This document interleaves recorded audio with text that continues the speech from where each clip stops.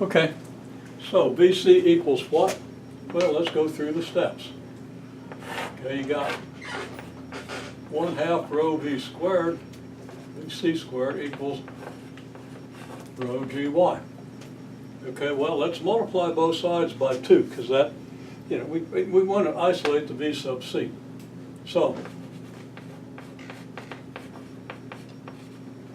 you multiply by 2 and you get rho VC squared equals 2 rho GY, right? Okay? So that's a good start. What's your next step? You're going to divide both sides by rho, right?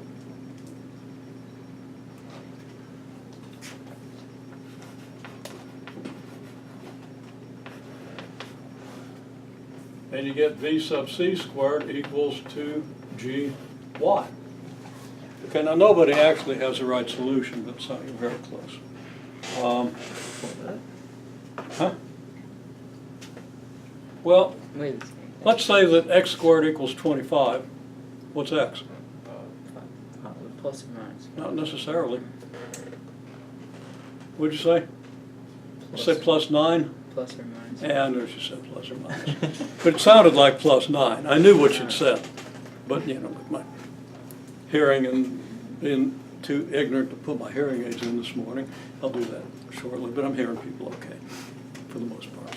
Okay, so minus 5 is as good a solution as 5, right? Okay?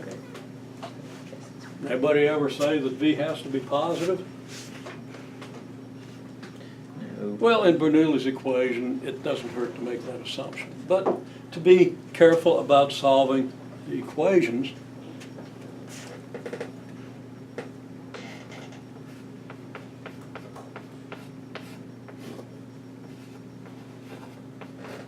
and the reason for the plus or minus is not because people tell you to put it there, because if that's all you do, you're going to do it in the wrong place sometimes.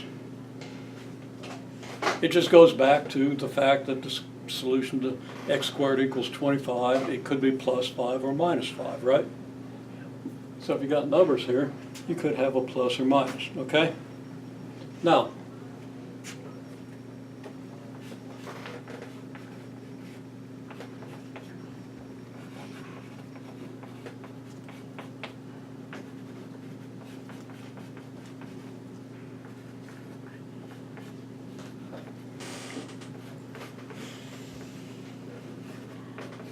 I'll leave it to you, as you get later experience, to figure out when the plus or minus matters and when it doesn't. Okay? Turns out we're not talking about vector quantities here, we're talking about scalar quantities. So there's no point in even considering what it would mean for BC to be negative.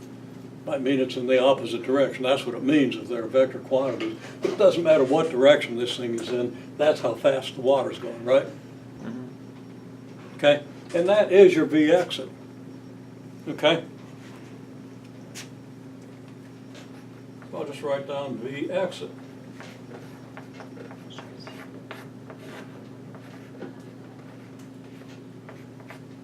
And hopefully that's legible enough to be read. Okay? So that's application of Bernoulli's equation here. Now if you have numbers, as you did in the homework,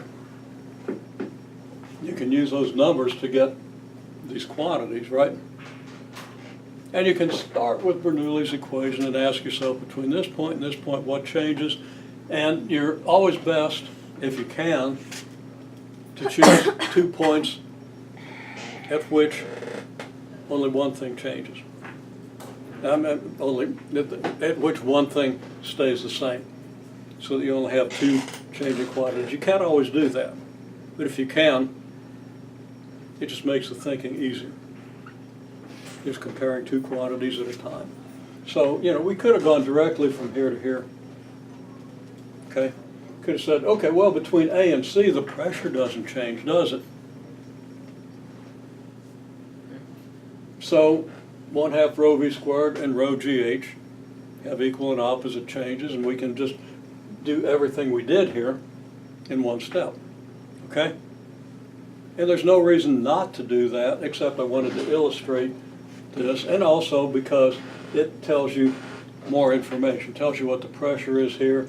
So this tells you how to go from pressure information to velocity information. Okay? There's more information in this solution, but you could have just gone A to C. Okay?